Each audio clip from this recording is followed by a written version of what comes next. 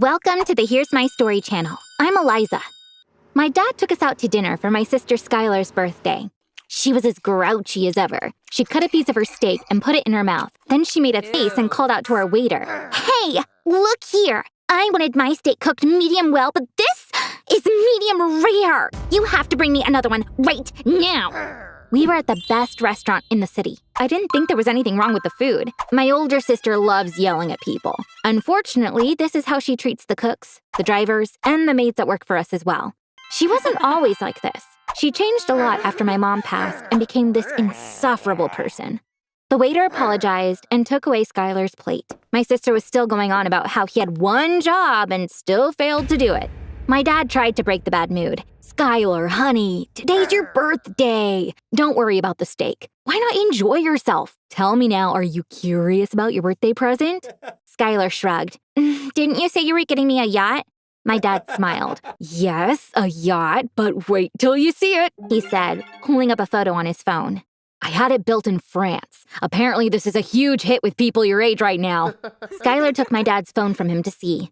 It doesn't look bad. How long is it?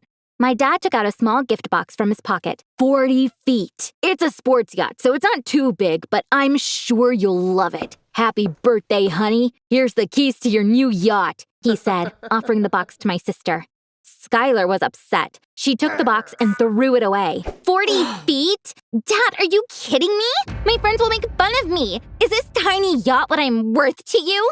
Then she jumped up. Eliza, call my driver now. He can pick me up from the entrance. Thankfully, I have friends who care about me. They're throwing me a birthday party. I've lost enough time here, she said, and left the restaurant. Dad looked really upset. Shall we walk? I said to him. We went outside. We walked silently on the promenade for a while. Then we found a bench to sit on. My dad was still shaken. I messed up everything after your mom died. I'm a bad father, he said. You are not a bad father. You did everything we wanted to help us forget about our loss. You did things we didn't even ask for. Unfortunately, I think that turned Skylar into a spoiled brat, but this isn't your fault. You only wanted to make us happy. Skylar might not be aware of it, but I can see that clearly, I said, and gave him a hug. Skylar stopped talking to us after that evening. Our house was so big that I didn't even run into her. Sometimes when I came home from school, I would see her driver. He would be carrying Skylar's shopping bags to her room. Dresses, perfumes, jewelry worth tens of thousands of dollars. Skylar spent most of her time shopping even though she didn't need anything. If she wasn't shopping, she was partying with other spoiled brats. One morning, I woke up to a knock on my door. When I opened the door, it was one of the maids. She looked really sad. Your dad and your sister are waiting for you in the grand living room. Unfortunately, things do not look good, ma'am, she said. I felt panicked. I put on some clothes real quick and went to the grand living room. There were a lot of people whom I'd never seen in my life. They were taking photos of the paintings and sculptures around the room, taking notes. Some men were carrying the artwork and pieces of furniture outside. My dad and Skylar were sitting on a couch. Skylar's eyes were puffy from crying. My dad got up when he saw me. Eliza, I didn't mean for you to find out this way, but I couldn't pay the loan I got from the bank for the construction of the dam. Unfortunately, the company went bankrupt. The bank is seizing all of our assets to pay off our debt. We need to move out of this house today, he said. Meanwhile, one of the men approached Skylar. Would you mind handing over your necklace and rings? We confiscated all the other jewelry in your room. The only ones missing are those you're wearing. We need to take those as well. In tears, Skylar did what the man told her to do. Then she turned to my dad. What kind of father are you? What are we going to do? Aren't you ashamed to be doing this to us? She screamed. I couldn't stop myself from screaming back at her. Enough! Aren't you ashamed of blaming Dad for this? You lived like a princess thanks to him. Now it's over. We need to take care of ourselves now. We moved into a small house in one of the worst neighborhoods in the city. Skylar and I were staying in the same room. I don't deserve this. I can't live like this, she was repeating to herself as she cried nonstop. Surely I missed our old days too, but that comfy life was in the past for us. We were no longer a wealthy family, and we had to fight hard to survive. Our house was really old. Nothing worked right. One night, Skylar's yelling woke me up. Damn it! Damn toilet! She was screaming. My sister came out of the bathroom a while later.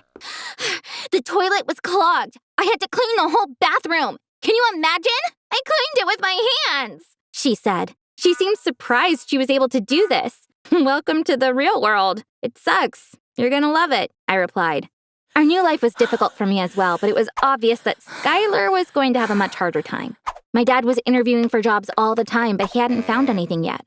One evening, he came to our room. "Girls, we have no money left. I can't give you any allowance until I get a job," he said. When Skylar said, "Dad, I need to go grocery shopping. We don't have any food left in the house," he took out his wallet and gave her the last bill inside it. Skylar stared at the bill and said, "I don't think $10 will be enough." My dad replied, "This is it, honey. We need to stretch this for a while." Skylar was sad to see my dad so desolate. She decided to ask for help from her friends. "Please don't ask anyone for money. You can work and make some yourself," I said to her, but she wouldn't listen. She called her best friend Ava and told her what happened. They were on a video call so I could hear Ava's voice. Ava asked, "Skylar, your dad lost everything. You're poor now. How are you going to pay me back?" When my sister said, "I'll pay you down the line, I promise. You're my best friend. You have to help me," Ava got mad. "I don't have to do anything. I think you should find some new friends that are better suited to your present situation. Don't call me again," she said.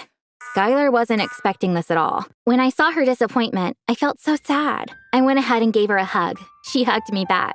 She started to cry softly. I stroked her hair and said, "Sis, we're a family. When families come together, they can overcome anything." That night, I looked for a job that would be a good match for us. I found a waitressing job for Skylar and a dishwashing job for myself in a restaurant nearby. Skylar was cranky at first, but she had to accept it because she had no other option. We went to the restaurant after school. Skylar put on her uniform and came to me. "Do you think I can do this?" she asked. "You probably can't, but you will still keep working until your shift's up," I responded. She embraced me laughing. This was the first time in a long time I'd seen her smile. I'd been washing dishes for hours. I peeked inside when I heard yelling. A customer was screaming at Skylar. Skylar walked into the kitchen holding the plate. The chef asked, "What happened? What did she not like?" Skylar replied, "She said the food was cold. It's actually not my fault. It got cold because she was on the phone with someone, and yet she still wants another one." The chef took the plate and spat in it. Skylar and I couldn't believe our eyes. Then he heated up the food in the microwave and gave it back to Skylar. My sister was still in shock. You spat in the food," she said. The chef shrugged. "This is how grumbling customers are punished. She shouldn't have yelled at you," he said. Skylar looked at me. I knew what she was thinking. She asked regretfully, "Eliza, how many times do you think I got this punishment?" "Many, many, many times," I said. We went into a laughing fit for a few minutes. With the first paycheck we got from the restaurant, we did a huge grocery run. We got our dad a nice wine. Then we prepared a really nice dinner. Dad was really moved when he saw the table. "I can't tell you how happy I am. I'm so proud of you. You've come a long way in such a short time. We're a family again, just like we used to be." Next morning when we woke up, Dad wasn't home. We found a note in the kitchen. Dad had put down an address on a piece of paper. "Please come here," he wrote. Of course, we were very curious. We rushed to get ready and jumped in a cab. After half an hour, we arrived at the address that was on the note. This was a gigantic mansion. My dad was waiting for us in the front yard. He opened his arms wide when he saw us. "Welcome to your new house, my lovely daughters," he said. "What's going on, Dad? What is this place?" I asked. Dad replied, "I bought this house a while ago. I've been trying to decorate it for months. I'm sure you'll love it." Skylar asked, "Dad, didn't you file for bankruptcy? The bank took our house, our furniture, even my jewelry. How did you buy this place?" Dad smiled. "Please don't be mad at me. The bank didn't seize that house. I don't owe anything to anyone. I sold that house because I bought this one, and I wanted to play a little game with you. The movers were actually professional actors, and they really did a great job at playing their roles," he said.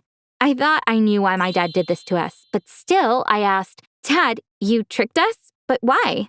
Dad looked at Skylar. "It's simple, because I needed us to be a family again. I was so sad about Skylar. I wanted her to realize some things, and I think I succeeded. Last night, for the first time since your mother's passing, I felt like we were a family again," he said. Then he turned to Skylar. "Do you think my little trick worked, honey?" he asked. Skylar said, "It definitely did. Thank you so much, Dad. I needed a lesson to see how spoiled I was," and hugged him. Then I hugged them both. We stood embracing each other in front of the house. After that day, Skylar never acted that way again. She made herself new friends and gave all her attention to her studies. And above all, she started treating restaurant staff very nicely in order not to deserve that unpleasant punishment. My mom walked into my room with my cousin Jenna and said, "Evie, will you please clean up your room?" "What's going on, Mom?" I asked. "Jenna needs a room, and as you know, this is the only room in the house she can stay in," Mom replied. I was taken aback. "But what about me?" I asked. "You will move into the living room," she responded casually. "Mom, there is plenty of room for us here. Jenna and I can share. Why am I moving out?" I objected.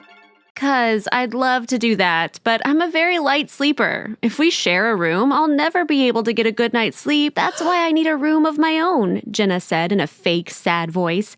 I knew this wasn't true, but my mom didn't let me say anything else. Jenna is my mom's older sister's daughter. Her parents moved abroad for work. My cousin would soon attend college, so they wanted to avoid taking her along. My mom offered to host Jenna until she graduates high school. My aunt happily agreed. My mom gave my room to my cousin, which meant I would stay in the living room for the next 2 years. Even though I was upset, there was nothing I could do about it because I knew my mom loved Jenna more than she loved me. She wouldn't change her mind no matter how hard I protested. After my cousin moved into our home, her favoritism intensified. She would spend so much time with Jenna. My mom would pick her up from school and take her shopping. In the evenings, they would watch shows together. They would cook dinner. They would talk for hours, laughing out loud all the time. My mom was thrilled to have found her dream daughter. She only thought of me when a chore needed to be done around the house. "Evie, do the laundry. Evie, iron the clothes. Evie, take the trash out." I'd literally turned into Cinderella of the house. One day, Mom told me, "I'm picking up Jenna after school. We're going to go see a movie. Please clean up your cousin's room while we're out." I lost it. "Mom, why am I always cleaning up after Jenna? That's not fair," I screamed. "She's a guest at our house. Of course you're supposed to clean her room as her host. I don't want to hear any objections," she replied to me, frowning. My dad was quite busy with work at that time. He would leave early in the morning and return home after we all went to bed. I waited up for him one night. I told him what was going on. "It seems like your mom has gotten carried away playing the host. I'll talk to her," he said, soothing me. My mom came to talk to me the following day as I was getting ready for school. "Shame on you for complaining to your dad about me. We fought over your lies," she yelled. "Mom, I didn't lie. I just told him what's been happening," I said. It made her even angrier. "I know you're jealous of Jenna. You're not going to tell your dad one more word about this. Do you understand?" she snapped. Jenna walked in. "Aunt Hannah, you're going to drop me off at school, aren't you?" she asked. "Yes, honey. If you're ready, we can leave. And Evie should start cleaning your room," she said sweetly. "That would be awesome. Thanks, cuz," Jenna said with a crooked smile. After they left, I did what my mom told me to do. As I was vacuuming Jenna's room, my phone rang. It was my cousin. She sounded panicky. She said, "Evie, your mom, Aunt Hannah, we stopped to get coffee. She collapsed abruptly. They called 911. The ambulance came. They're taking her to the hospital." When I got to the hospital, I saw my dad was already there. Jenna was with him. They looked devastated. I hugged my dad in tears. "Your mom is in intensive care. The doctors are running some tests, trying to figure out why she passed out," he said. A few hours later, a doctor informed us about my mom's status. He looked at my dad sternly. "Unfortunately, I'm not going to be able to give you any good news. Your wife has been diagnosed with leukemia, and it's quite advanced. We will begin chemotherapy right away, but that's not enough by itself. We also need to do a bone marrow transplant if we want her to recover completely," he said. Then the doctor turned to me. "You're the patient's daughter, right? We will get a blood sample from you immediately and test to see if you're a match. You can be a bone marrow donor if your tissue is compatible with your mother's. That means we'll transplant your marrow to your mom," he said. They drew blood from me at the lab. According to the doctor, our tissues had a 30% chance of being compatible. We were so sad when we came home. We would get the results the next day. Jenna and I prayed all night. Early the following day, we went to the hospital. The doctor looked sad. The result was negative. I couldn't donate my bone marrow to my mom. I started crying. Don't lose heart. In this case, we will look at samples from other close relatives of your mother. The chances are still low, but we could find a match, he said. When I heard this, I jumped in. Jenna is my mom's niece. You can get a sample from her. Please test my blood. I'll do anything for Aunt Hannah. She means so much to me, Jenna said. They drew Jenna's blood for testing. We waited for the results impatiently. When we arrived at the hospital in the morning, the doctor was smiling. I have great news for you. Jenna's tissues are perfectly compatible with your mom's. We can do the transplant, he said, turning to Jenna. Jenna, you're going to save your aunt's life. Don't worry, it's a straightforward procedure, not that much different than giving blood. Today, we will prepare her for transplantation. Please be here early tomorrow morning, he explained. We were all so happy. Jenna and I did a little dance while hugging each other. I couldn't sleep for a long time because of the excitement. I regretted what I felt for Jenna earlier. Thanks to her, my mother's life would be saved. We arrived at the hospital early in the morning. The doctor was waiting for us in his office. They're preparing the operating room as we speak. We can start in an hour or so. You can find yourself something to eat in the meantime. The procedure will take some time, so you may not get another chance later, he advised us. We were very excited. Jenna and I were eating and chatting in the cafeteria. I was feeling such a surge of gratitude toward Jenna. I thanked her over and over again. My dad's phone rang. It was my mom's doctor. He let us know that the operating room was ready. They brought my mom in for the procedure. He said Jenna could come in. Jenna suddenly stood up. I can't do it. I just can't, she said and burst into tears. Jenna, there's nothing to be scared of. The doctor said it was a really simple procedure, I said, trying to calm her down. But Jenna wasn't listening. I can't do it. I'm sorry, cuz I can't do it, she said and started running. My dad and I were both in shock. At first, we froze. Then we began going after her. She was running towards the exit. She abruptly left the hospital as we stood staring after her. My dad and I looked at each other. This was so unexpected. I hugged my dad and then began crying out of desperation. They took my mom back to her room because there was nothing to do. She, too, was very sad. How can Jenna do this? She was saying. Her disappointment was much deeper than ours.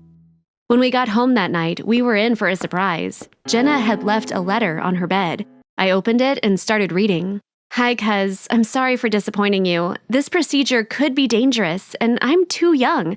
Aunt Hannah is a good person, but I still can't risk my life for her.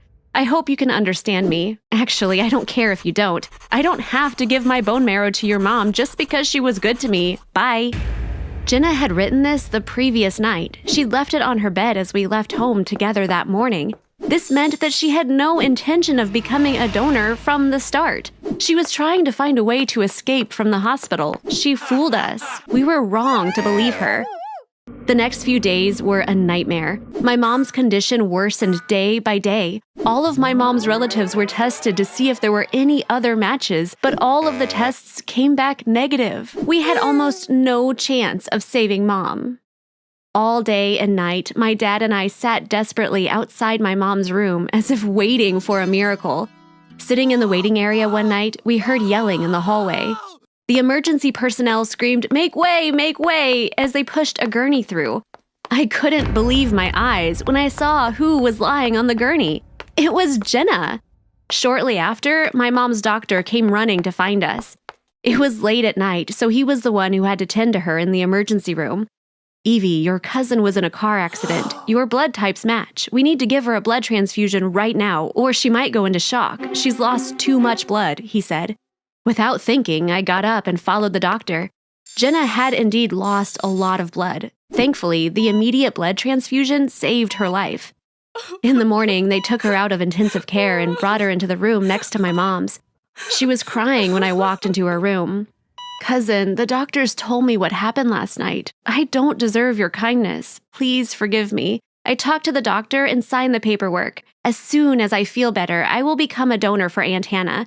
I should have done it sooner, but I was scared, so I ran away. I'm full of regret right now, she said. I didn't expect her to donate her bone marrow when I gave my blood to her. On the other hand, I couldn't pass up that offer. This was the miracle we'd been waiting for. This time, Jenna kept her promise. When she recovered, she became a donor for my mom. She saved her life.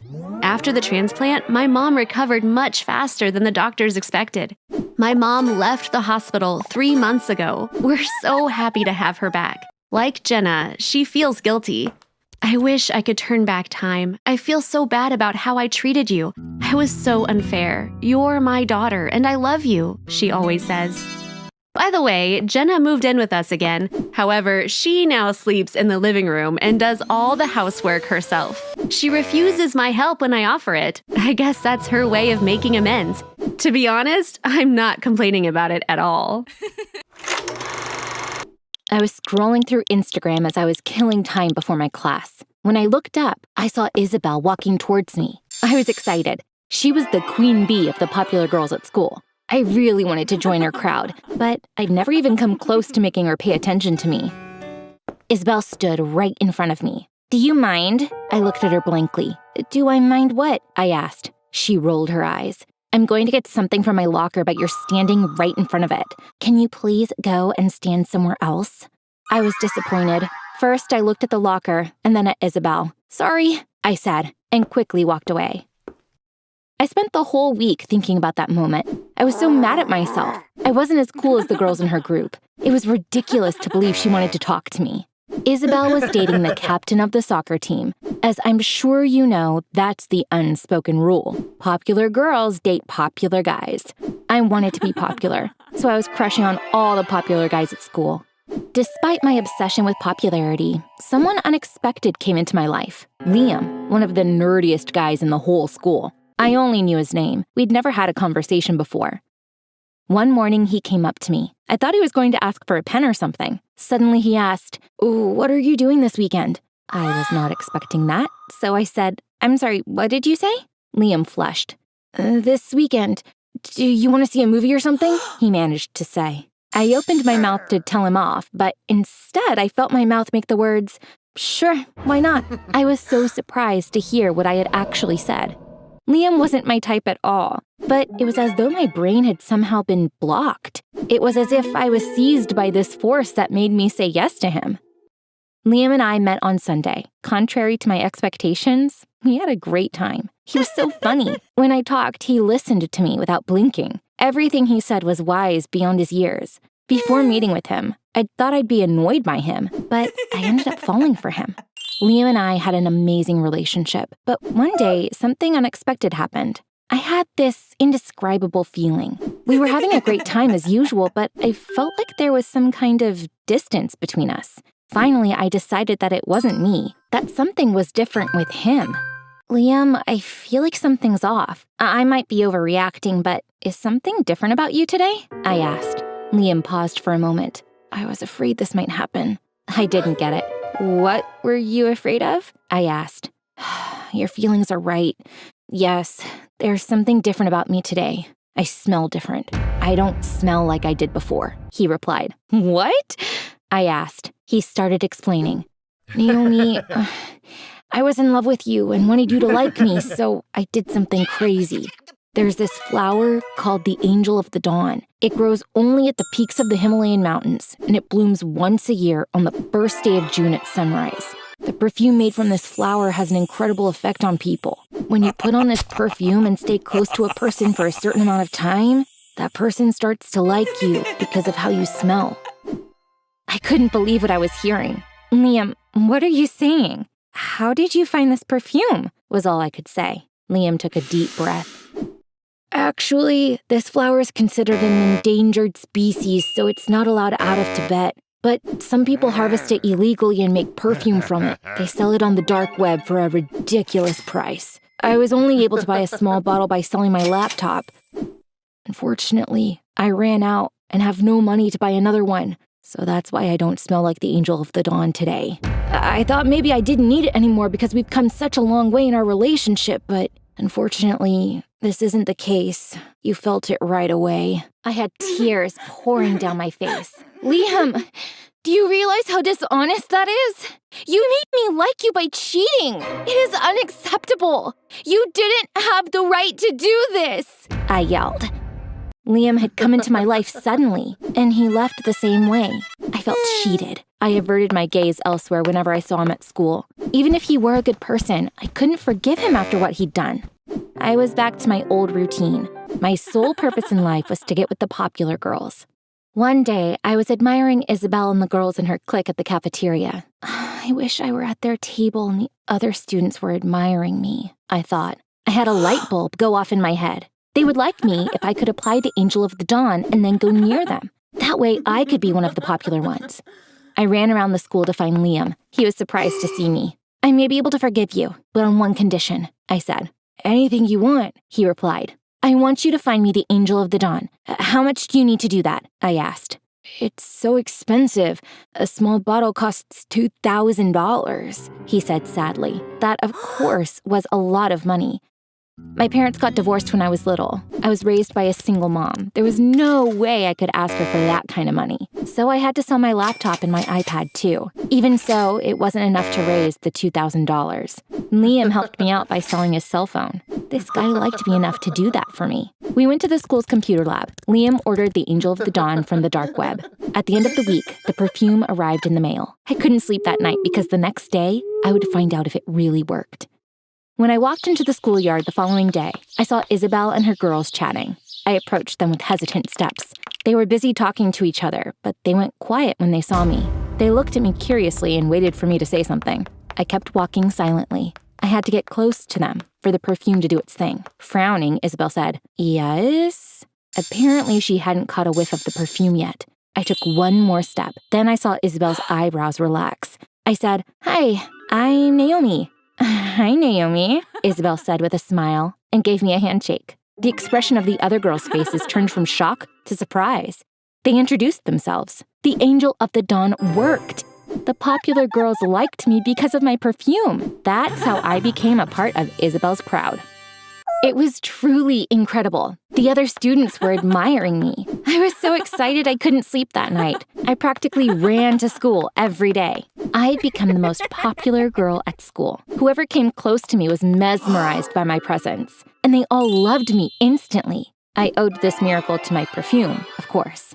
As time went by, I got a little disheartened. It was hard to admit even to myself that the popular girls were a disappointment in some respects. First, their only topic of conversation was the popular boys at school and the teachers. They were constantly gossiping and never got tired of it. Moreover, there was this strict hierarchy within the group. Isabel was more of a boss than a leader. She bossed them around all the time. She would say things like, "Go get me coffee," and "paint my fingernails." And the girls did as they were told without any objection. In time, I realized this was the price you had to pay to be popular. You had to put up with Isabel if you wanted to stay in the clique. 4 months passed. One day, when I returned from school, I found my perfume bottle empty. I was shocked. There was so little perfume to begin with. That's why I used it sparingly, but somehow, whatever little was left of it was gone now. Just at that moment, I heard our apartment door open. My mom was back from work. I ran to her. Before I could say anything, she started telling me a story. "Naomi, honey, I had an incredible day. Today was the luckiest day of my life. First, my boss told me he was giving me a raise. Then my manager gave me a promotion. I am now the department chief. After work, I met up with my boyfriend. I'd been expecting him to propose to me, and I'd almost lost all hope. Do you know what happened? Jeremy proposed to me today. You heard that right. Let's set a date for the wedding, he said. Oh God, what a day. All these things happening on the same day. Doesn't this sound like a miracle to you?" I knew why these things had happened to my mom, but I still wanted to ask her, "Mom, is it possible that you applied my perfume today? It was a small bottle on my table." The smile on my mother's face brightened. "Oh, yes, honey. Oh, what a wonderful perfume. I loved the scent. No brand name was on it, and I thought it must be cheap and replaceable, so I finished it. Oh, I hope you're not mad." It seemed like the Angel of the Dawn worked better for my mom than it ever did for me. I winked at her playfully. "So, Jeremy finally proposed. Congratulations. And also congrats on everything that happened at work. Since you're getting a raise, how about getting me a new phone?" I kissed her, adding, "I need to see a friend now, but I won't be late," and left home. Liam still didn't have a phone. I planned to give him the phone my mom would buy me. Since I couldn't call him, I had to go to his place.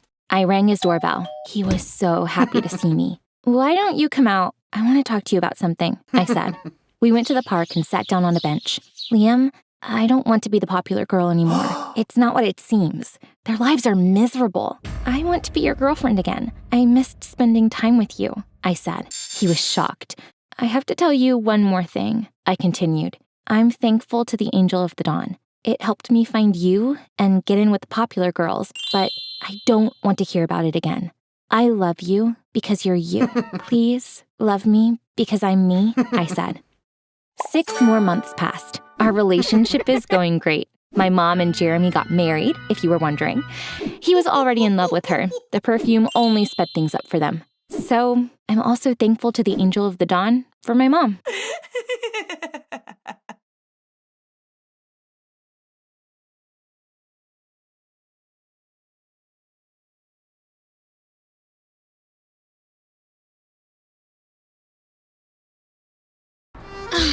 Paris. Enchanting, romantic, a place like no other. The city of my dreams. Until now. My name is Ella, and I started my summer vacation in Paris, hauling a backpack and suitcase up 5 flights of stairs because the elevator at the hostel was broken. I had a reservation for the first floor, but my cheating ex-boyfriend got here first and used it with his new girlfriend, Harpy. Harper. But it's fine. I'm only 2 days behind them, but I can catch up. They're probably using the itinerary I put together. Because Ryan, the human equivalent of a decorative houseplant, is too lazy to do his own research. But wait, I'm getting ahead of myself. Let's start at the beginning. I met Ryan in the 3rd grade when we were 8 years old. It was love at first sight. We passed notes in class, we ate lunch together, we did homework together. Well, technically, I did all our schoolwork, year after year, while Ryan blissfully coasted through life doing whatever the heck he wanted, like perfecting his dumb video game skills. Number 4, the Boston Tea Party was a protest against... Ryan, are you even listening? I'm trying to walk you through the homework so you can actually answer a question if the professor asks tomorrow. I'll be fine. The professor likes me anyway. I don't think so. Just today, she said that you have the memory of a frog, and that you should get your head out of... Okay, I get your point. But who cares what a dumb professor thinks about me? Studies are for losers anyway. Did you just call me a loser? No, not you, of course. You're amazing. You're the best, Ella. Now let's just finish this so I can finally treat you to your favorite ice cream. I'm done with my game anyway. Really? Give me 2 minutes. Yeah, I kind of missed the point there. And things didn't change much even as I grew older. By the time we got to high school, everyone was calling us Ryanella, much like Cinderella. Because, just like her, I was out here slogging my butt off for Ryan while he lived his best carefree zero-effort life. The entire school saw it, except me. People would literally call me his unpaid assistant, a doormat, a carpet under Ryan's feet. But I ignored them because Ryan would occasionally give me a big hug, flash that lazy smile, and say, Ella, you're the best. Soon it was time for senior year, and I threw myself into planning our big post-graduation trip to Paris. The perfect way to kick off our next chapter before heading to college together. Well, my new chapter, because Ryan had decided to take a gap year. I always thought we'd go to college together. That was the plan, right? Well, plans change, Ella. Besides, I really need to, find myself first. There's so much untapped potential inside me. Who am I, really? What do I want? I need to feel my vibes. You know what I mean? I guess. But we're still on for Paris, right? Because I'd hate for your graduation gift to go to waste. And I pulled out a receipt for a first-class ticket to Paris. Ryan's eyes instantly lit up, and he threw his arms around me. Oh my God, this is the best gift ever! But I didn't get you anything. You're in my life, and that's all I want. You're the best, Ella. I was practically floating when I got back home. Ryan and I were gonna spend our entire summer in Paris, and it was gonna be epic. I was just making plans in my head for the most romantic getaway ever when Mom walked into my room. Ella, why am I getting a message from the bank saying you spent over $1,000 on a first-class plane ticket? For Ryan? I was gonna tell you, Mom. What? That you spent your inheritance money on a stupid ticket? Ella, that money was for your future. Ryan is my future, Mom. I've loved him since the 3rd grade. Besides, I'll be going to college soon, and I wanted to end our graduation on a happy note. Will you please stop judging me now? I'm not judging you, Elle. But sometimes you act like an idiot around Ryan. He might be a nice boy, but what if there's someone else out there who's better for you? Better than Ryan? That's impossible, Mom. He's the only one in the world for me. Mom didn't argue with me after that. A week later, we had our senior prom. And as expected, Ryan and I were crowned the prom king and queen. It was the best night of my life. Until Harper showed up, and Ryan ignored me like I was a potted plant in a corner. Harper! What are you doing here? You're Harper? How nice to finally meet. My cousin Wally needed a date for the prom. I flew in last night. Ryan, aren't you gonna introduce me? Wow, that's great! How long are you staying? Hi, Harper. I'm Ella. My family is moving here this summer, permanently. So you're going to our... Cool. Then we'll be seeing a lot of each other. For the rest of the night, Harper hovered around me and Ryan like a honeybee. She was on the dance floor, by the punch bowl, laughing at the stupidest things Ryan said. It wasn't like I was enjoying third-wheeling in my own relationship, but they were old friends. Ryan had always told me stories about how they were close as kids, so maybe he was just excited to see her again. And maybe I was just overthinking. But then we went to the ladies' room, and Harper turned to me with a smirk. I love that crown. Do you mind if I try it on? Before I could answer, she snatched it off my head and crowned herself. For a moment, I fantasized about wrestling her to the ground and taking back what was mine. But all I did was smile like an idiot and tell her how pretty she looked. I thought I would just tell Ryan about it on our way back home, but he insisted on dropping off Harper and her cousin.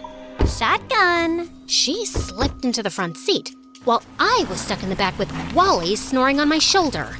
Suddenly, the car stopped. Ella, you're home. Wait, you're dropping me off first? You're on the way to their house. Can I at least have my crown back? Oh, but it looks so much better on me. Please let me borrow it for tonight. I'll make sure to send it with Ryan tomorrow. But... Relax, Ella. It's just a dumb crown. I'll see you tomorrow, okay? And he just left. It's safe to say, I never got my crown back. Or my man. Because 2 days later, Harper, joined our school and Ryan broke up with me. He started ignoring me at school and didn't even return any of my calls or messages. Ryan here. Leave me a message. And if this is Ella, stop texting me. I spent thousands on your first class ticket to Paris, and I was gonna fly coach. That's how much I love you, and now you're ghosting me?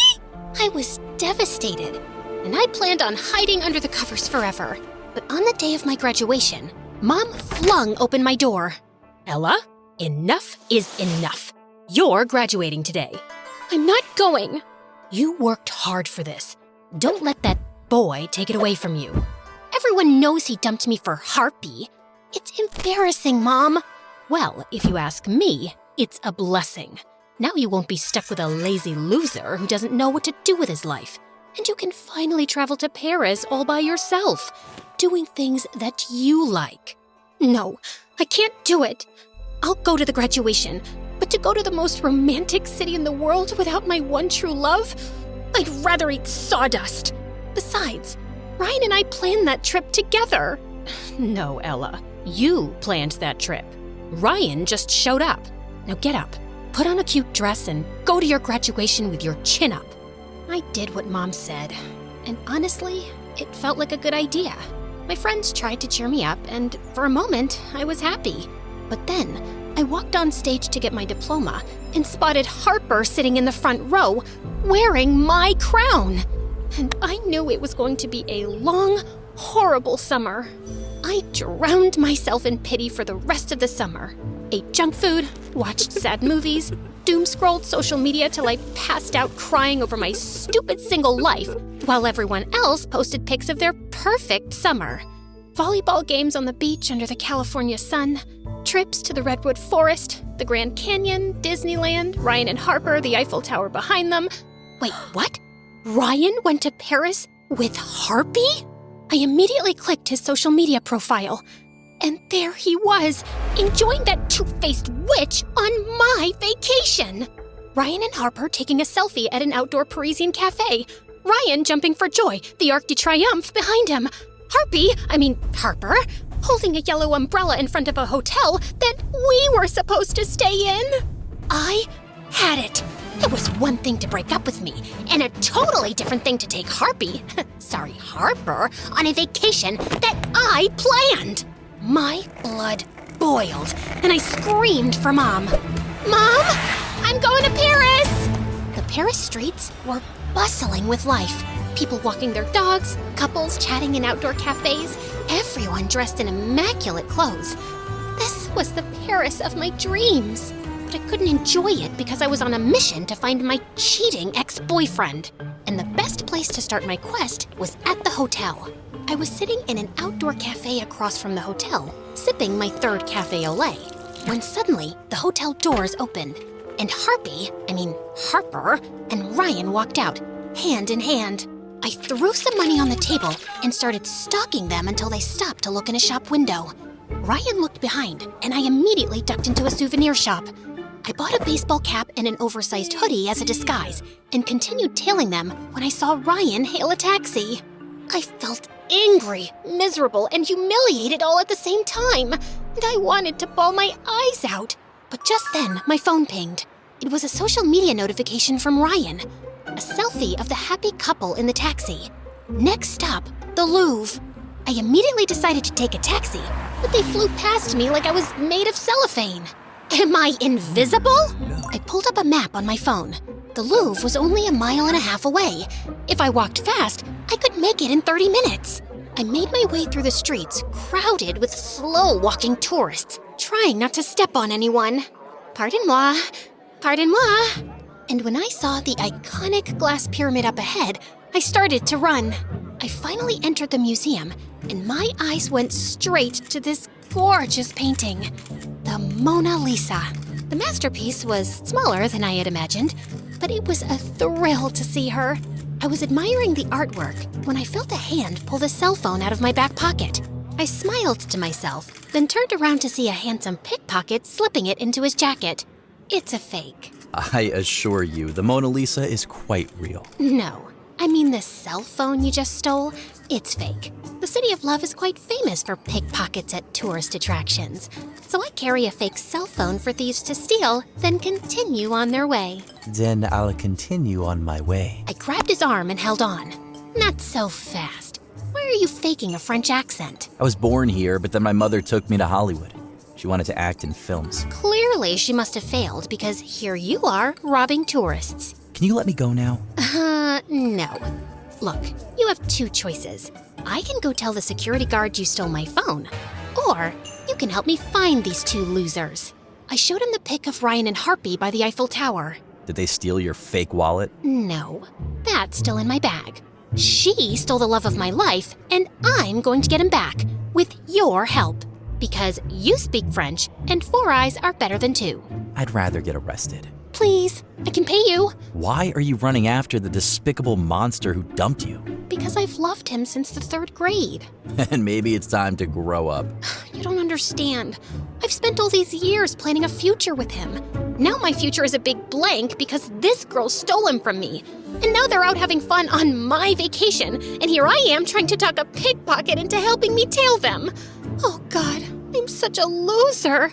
I feel like slapping myself across the face. And then I don't know what happened, but I started to cry. Like a real hard, ugly cry. Could you please stop crying? Everyone's staring at me like I stole your kidney. Will you help me? Okay, I'll help you. But your ex isn't here. How could you possibly know? Gabriel pulled out a wallet and flipped it open. Ryan's ID was inside. They were on their way out of the museum when I, bumped into him. I must be an evil person because this news put me in a better mood. Maybe he deserves it. But when we find them, you'll give it back, okay? Of course. There's one problem. How do we know where they're going? I think they're following my itinerary. If I'm right, their next stop is the Jardin des Tuileries. The fountain was even prettier in person, and it took me back to the time I was planning the trip. Back then, I imagined myself strolling the sweeping promenades of the garden with my Ryan. Instead, I was walking around the iconic central pool with a French pickpocket. Since I'm helping you stalk your ex, shouldn't we know each other's names? I'm Ella. Like short for Cinderella, Isabella, Mozzarella? Just Ella. Now, can we focus on finding Ryan? I'm Gabriel, in case you're interested. But I wasn't. I was too focused on finding Ryan. Just then, I took a sip from my harmonica bottle, then casually played a tune on the harmonica built into the cap. Did you just make music with your water bottle? Yep. Coolest thing ever. Hydration and entertainment in one. Whoever invented this is a genius. Okay, that's actually impressive. I kind of want one. Oh, are you planning to steal it? Some things are actually worth paying for. Can I try it? Uh-huh. Fine. Here, try it. Just blow into the cap, like a civilized person. This is cool, and I love it. Where do I get one? Amazon. Link's in the description. Now, can you walk a little faster? What's the American saying? Stop to smell the roses? I'm not here to see the sights. I'm here to get my man back. And what will you do when we find him? Punch him in the nose, drop to your knees, and beg him to come back? Kiss me passionately to get him jealous? All of the above? None of the above. I'll simply tell him we were meant to be together. Oh, sure. That should work. He'll come to his senses. I'm hungry. Aren't you? And suddenly, my tummy started making noises, and I realized that I hadn't eaten the whole day. Gabriel suggested we sit outside a small cafe at the edge of the garden and keep watch from there. I was inhaling my pasta when I noticed Gabriel staring at me. What? Just never seen a pretty girl eat pasta like an uncivilized freak.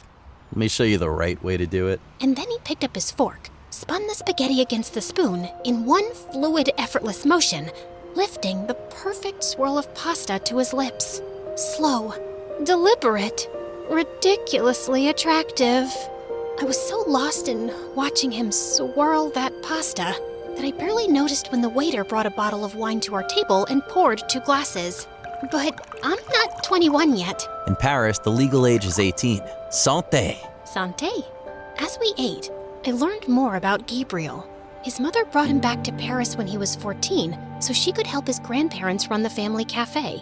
He cleaned tables after school until he was old enough to be a waiter. But then his grandparents passed away in a car crash. Mom wanted to keep the cafe in the family, but she wasn't good at business. She took out several loans and struggled to keep up with the payments. And she got sick and left. Since I was not earning enough to pay the loans, the bank foreclosed on us and I lost the cafe. What about your dad?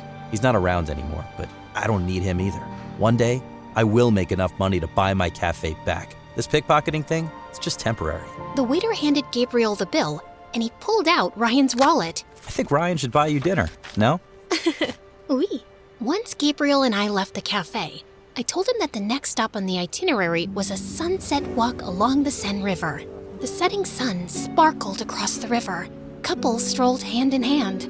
It was truly romantic. Then I caught sight of a familiar head in the crowd. That's Ryan! I started to make my way through the crowd with Gabriel right behind me. Shouldn't we discuss strategy? Just follow my lead. But I had no lead for him to follow. All I had was a stupid plan in my head. That I would stand next to Ryan and pretend to trip into him in the middle of the crowd. But just as I leaned, Ryan moved away, and instead of dramatically crashing into him, my face planted straight into the pavement. Ella? Is that you? I got up and flipped my hair back, ignoring the fact that I probably looked like an injured street pigeon. Oh, Ryan, what a surprise. I didn't think you'd be in Paris. You know, on that ticket I paid for. You really have no self-respect, do you? Oh, wow, Harper, is that you? I could barely recognize you. I guess the Paris sun has really roasted you alive. Oh, no, wait. Maybe it's not the sun. Maybe that's just how you glow when you're half human, half pure evil. Ella, you shouldn't have come here. Why? I planned this entire trip, didn't I? I made the itinerary, the reservations, the whole experience. Why shouldn't I be here? And don't worry, I'm not here to stalk you. No, sir. I actually came here with my boyfriend. I turned around to see Gabriel staring at me in shock. I grabbed his arm and pulled him toward me. This is Gabriel, my mi amor.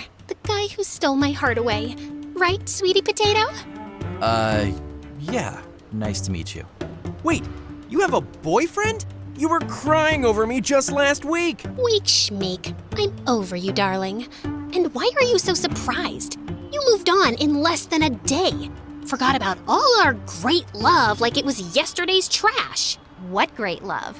Ryan and I had been dating for a year before the prom happened. A year? I thought you loved me, Ryan. Whoa, I never said I loved you, Ella. I said you were the best, and you are. You always made things easy for me. But now it's over. It hit me like a nuclear bomb. He was right. He never said he loved me. All those years, every birthday card was signed, "You're the best." After every date, I'd only get a quick peck on the cheek. My blood boiled with anger. And before I could think, I just whirled around, grabbed Gabriel by the collar, and kissed him. I thought he'd push me away, but to my surprise, his hands wrapped around my waist, and he kissed me back. When I finally pulled away, Ryan just stood there, frozen. Well, that settles it. You and I are officially over. Have fun on my trip. And I think this belongs to you. Found it on the ground, much like your ego. And I ran before Ryan could see my tears, with Gabriel close behind me. You okay? I'm fine. I mean, the guy I've loved all my life was cheating on me behind my back, and my first kiss was with a French criminal. But yeah, I'm totally fine. I'm not a criminal, okay? And what do you mean by first kiss? You and Ryan have never kissed before? Of course we have. Okay, fine. We never kissed. Unless you count an occasional peck on the cheek like some bird pecking its seeds. I guess that makes me a giant loser who's been in denial about everything. I don't think you're a loser. Maybe just someone who loved a loser. Oh yeah, that makes me feel so much better. What do you want me to say? You're a perfectly beautiful girl who probably has the prettiest eyes I've ever seen. You're smart, brave, and definitely have a personality. So I don't know why you're crying over some guy who barely cares about you when you could have literally anyone else in the world. You sound like my mom. And moms are almost always right. You really think I have pretty eyes? The prettiest I've seen. And I'm not a loser? Maybe a little, but Ryan's a bigger one for sure. Now please, stop crying and let's get you an ice pack. You did fall on your face, remember? Gabriel and I spent the rest of the night wandering through Paris. Even though it was late, the city still felt alive. Streetlights glowed on old buildings, and quiet music drifted out of tiny cafes. I was finally having fun when Gabriel asked if he could drop me home. I don't know if I want to go back to the hotel and run into Ryan. I'm not sure I can resist the urge to break his nose if I see him again. Well, that might give you short-term satisfaction, but maybe not the best idea. All right then, if you're sure, you can crash at my place. By the time we reached Gabriel's place, I was bone tired. I just wanted to crash. But as soon as we flicked on a light, I saw a tall man standing in the middle of the room with a funny-looking cat and a bunch of guys in black. I looked over to Gabriel to ask what was happening, but he just stood frozen. Gabriel, mon fils, I've been waiting. What are you doing here? That's no way to meet your father. What? He's your... No, he's not. How did you find me? I have ways, Gabriel, and you're my heir. You belong with me. I assumed once your mother disappeared, you'd come back to me. But no, you decided to run. Disappeared? But I thought your mom was dead. He told you that? Oh, Gabriel, you lied to your girlfriend. Bad manners. Anyway, now that I have found you, I'll take you with me and teach you how to treat a lady right. I told you before, I want nothing to do with you. Now, get lost before I call the police. The police? I'm sure they'd love to question you about your extracurricular activities. You've been sloppy, mon fils. Gabriel's dad signaled his men to grab him. You really don't know when to quit, do you? And he grabbed my hand and ran. We sprinted through the streets, through late-night cafe tables, knocking over chairs, tables, and whatever came in our way. I was trying to keep up, but Gabriel was so fast, and I had the legs of an old chicken. I wanted to stop and rest, but then I looked behind and saw a black car skidding around the corner, right behind us. They're in a car, Gabriel, we are not winning this race! Nope, which is why we're upgrading our ride. Before I could ask what he meant, he swerved toward a row of rental bikes lined up outside a shop, yanked one free, and hopped on. I jumped onto the back, and together we cut through the crowd. For a second, I thought we'd lost them, when suddenly, this car screeched in front of us, and Gabriel slammed the brakes. Get in! Mom? What? Just get in! Gabriel and I exchanged one look. Then we jumped in. The car sped through the city until the bright lights of Paris disappeared behind us. I had no idea where we were going, but I was too busy trying to process everything. We finally stopped at this abandoned building, and Gabriel's mom told us everything. I met Gabriel's dad when I was just 18. Fell in love, got married, and thought I'd have a happy life until everything fell apart. Mom didn't know Dad was in the mafia. We only found out when I was 12. I wanted to leave right away, but his father made it impossible. He threatened to take Gabby away, and I was too scared to fight back. But when he turned 14, I saw how deeply the mafia life was pulling him in. That's when I decided to take him and leave for my parents' house. Dad's been chasing us ever since. After my grandparents passed, Mom and I decided to go separate ways to trick him. But that didn't work. Then why did you lie to me saying that your mom was dead? No, I said she fell sick and left. There's a difference. Besides, I just figured you'd cry at my tragic backstory, and I really couldn't handle that anymore. Are you kidding me? Okay, I'm sorry. I should have been more clear, but we have more pressing issues at hand. Mom, Dad's not going to stop, is he? No, he never does. So what now? You guys keep running forever? No, we fly to Hawaii. We spent the night at the safe house, and the next morning, we left for the airport. While Gabriel's mom did the paperwork, he walked up to me with a smirk. So I guess this is it? I guess. Thanks for everything. You really helped me with the whole Ryan situation. There was no situation. You were just chasing the wrong person. Just promise you won't fall for another idiot. If I do you promise to knock sense into me again? How about we try to stay off bad guys altogether and give a chance to genuinely nice people? Like me. Before I could get a word out, our flights were announced, and Gabriel winked at me and left. I didn't know what he meant or what was waiting for me on the other side of this flight. But for the first time in a long time, I wasn't afraid of the unknown. And that's a happy ending for a stalking story. Don't you agree?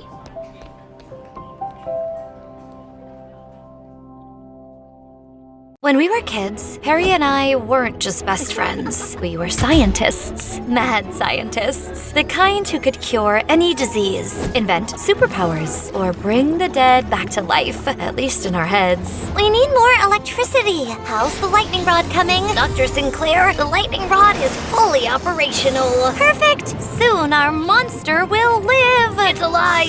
It's alive! Samara, Perry, dinner's ready, and I better not find glitter in my kitchen again. Life was so good back then, and I thought nothing would change until Mom died, and everything changed. After Mom, everything stopped. I didn't want to play, didn't want to talk. Hey, you doing okay? I was thinking, we can fix this. Fix what? Your mom. We'll bring her back, like Frankenstein. It's not funny, Harry. I'm not joking. Stop it! This isn't some stupid game. Just go home, please. I'm sorry, Samara. I started avoiding Perry. He reminded me too much of Mom, of better times, and I didn't want to remember. I wanted to forget. Samara, can we talk? Wait, is this the boy who's always in the science lab? Are you like friends with him, Samara? God, no. A year after Mom's death, Dad started dating again, and then he married her, Valerie. Hi, sweetheart. I wanted to hate her. I really did. But she wasn't what I expected. She wasn't some evil stepmom. She was fun, loud, and creative. Slowly, I started to like her. Ever think about being famous? Like an actress? Like a star. You've got the look, the charm, and I've got the connections. Let's make magic. She had a way of making you believe anything was possible. At first, it was exciting. The attention, the spotlight, it felt good. By 16, everything had changed. We had more money. Valerie was busier, and me?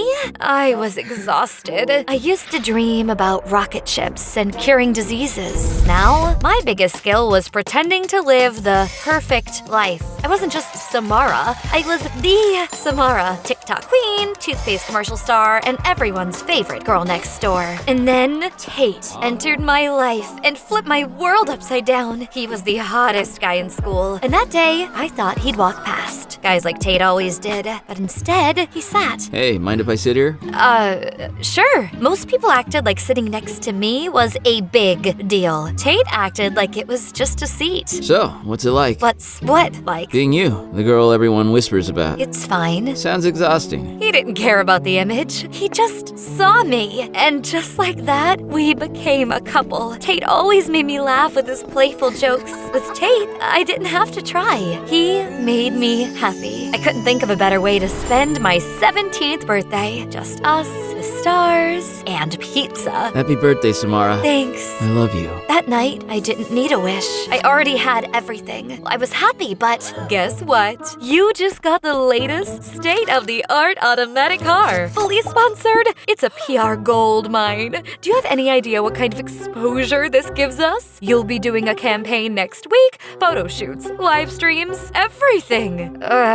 Another week of fake smiles and pretending I cared. You're texting him again? Give it back, Valerie. Do you think this is a game? You're sabotaging everything we've worked for. Everything I've worked for, you mean? You don't get it, do you? This isn't just about you. This is about the brand. Your fans think you're single. They need to believe they have a chance with you. Otherwise, you lose followers, and we lose everything.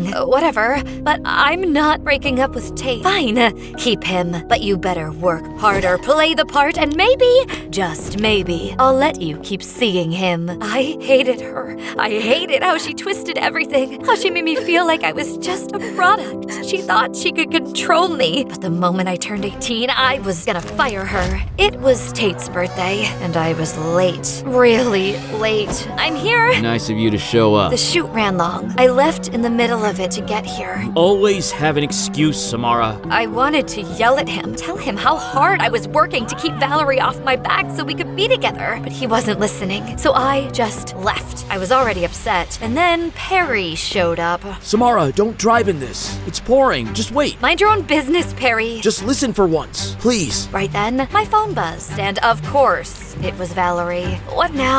You left the shoot early? Do you know how bad this looks? Just shut up, Valerie. I'm done. You're fired. Samara, just stay, please. Go home, Perry. I'll be fine. I didn't even notice the sound at first. Static, crackling, coming from the speakers. I wanted to focus, but it was there. What the? The car slams to a halt upside down. It all happened so fast. Too fast. And then, nothing. I died. I really died. Death is supposed to be the end. Permanent. A full stop. 1 second. Nothing. The next. Everything. The cold. The rain. The dirt. Sam, you're back. What happened? You died. High হিটে দিব, দেওয়ার পরে medium করে দিয়ে আপনি হাতে এখানে দেখবেন টেম্পারেচারটা ঠিক আছে নাকি, এটা ভালো মতো প্যাড ড্রাই করে নেবেন। আপনারা সবাই জানেন আজকে আপনাদের রান্নার জন্য সময় দেওয়া হয়েছে 2 ঘন্টা, অর্থাৎ একটা লম্বা সময়, আমি বলবো 2 ঘন্টা। এই সময়ের মধ্যে কুকিং ডান করতে হবে, plating, costing and kitchen clean. আপনাদের সময় শুরু হচ্ছে এখন।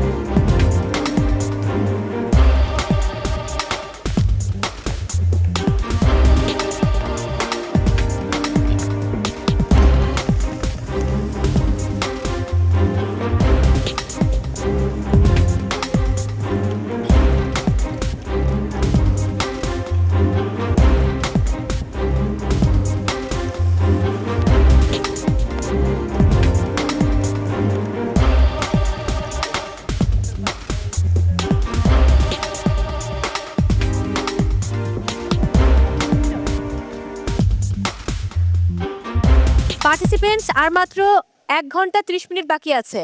আজকে যেহেতু আপনারা টপ 10 লড়ছেন, আমরা প্রত্যেকে চাই আপনারা সবাই ভালো পারফরম্যান্স দিবেন। Best of lakh.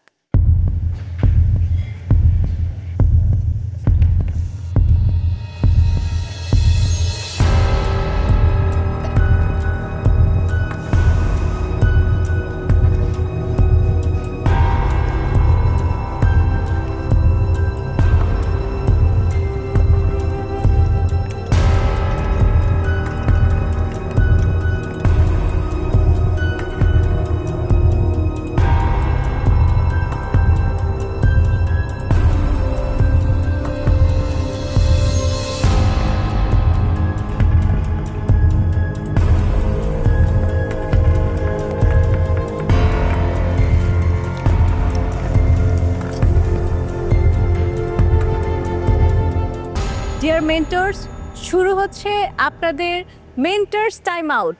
প্রত্যেক পার্টিসিপেন্টসের জন্য আপনারা পাচ্ছেন 2 মিনিট করে।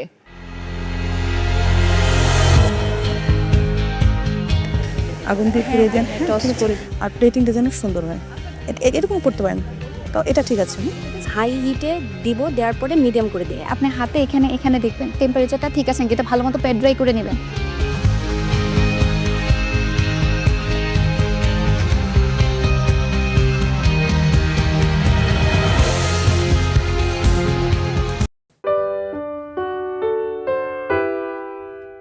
আজকে আমাদের বিশেষ অনুরোধে আসছে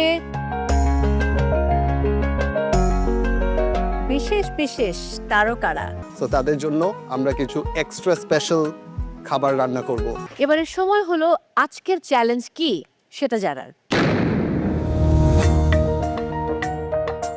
ডিয়ার পার্টিসিপেন্টস, বুঝতেই পারছো আমাদেরকে দেখে কথা শুনে যে আসলেই আজকে আমাদের জন্য একটা স্পেশাল ডে। আর এই স্পেশাল ডেতে আমাদের সাথে থাকবেন কিছু স্পেশাল গেস্ট। স্পেশাল গেস্ট তার মানে কথা একদম ক্লিয়ার। আজকে আমাদের বিশেষ অনুরোধে আসছে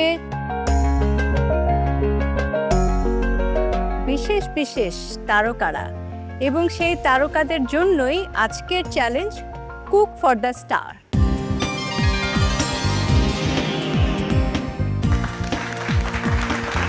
দারুণ। For the star is always fun, কারণ আমরা এই চ্যালেঞ্জগুলোতে দেখে থাকি, বিগত সিজনে দেখেছি, আমরা জানি যে অনেক সেলিব্রিটি আসে। তো এটা আমাদের জন্য খুব একটা বলবো যে ভালো মুহূর্ত কাটে, কারণ তাদের সাথে মিট অ্যান্ড গ্রিট হয় আমাদের। পার্টিসিপেন্টস, আমাদের বাসায় যখন গেস্ট আসে অর হোটেল রেস্টুরেন্টসে অ্যাজ শেফস, গেস্টদেরকে আমরা সবসময় স্পেশাল খাওয়াই রান্না করে প্রেজেন্ট করি। আজকে এই মহামঞ্চে আসতেছে কিছু স্পেশাল গেস্ট, তো তাদের জন্য আমরা কিছু এক্সট্রা স্পেশাল খাবার রান্না করব। ওনারা আমাদের বিনোদন জগতের বড় তারকা, তো কাজেই তাদের জন্য তো আমাদের স্পেশাল কিছু করতেই হবে। আপনাদের এমন কিছু স্পেশাল ডিশ তৈরি করতে হবে যাতে আমাদের আজকের বিশেষ অতিথিরা এসে আপনাদের খাবার খেয়ে মুগ্ধ হয়ে যান, ঠিক আছে? কিন্তু বিজ্ঞ বিচারক, সেই স্পেশাল ডিশগুলো কি? সেটার জন্য তো ওই যে সবসময় থাকে ফিশ বোলটা আমি খুব সযত্নে রেখেছি, এখনই নিয়ে আসছি।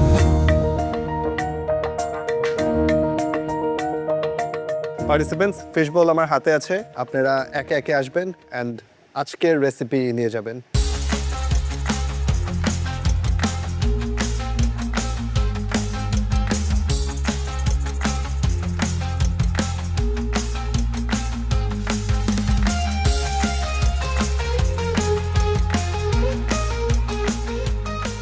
কার ভাগ্যে কি রেসিপি পড়েছে আমরা জানতে চাই। প্রথমেই যাব দিবার কাছে।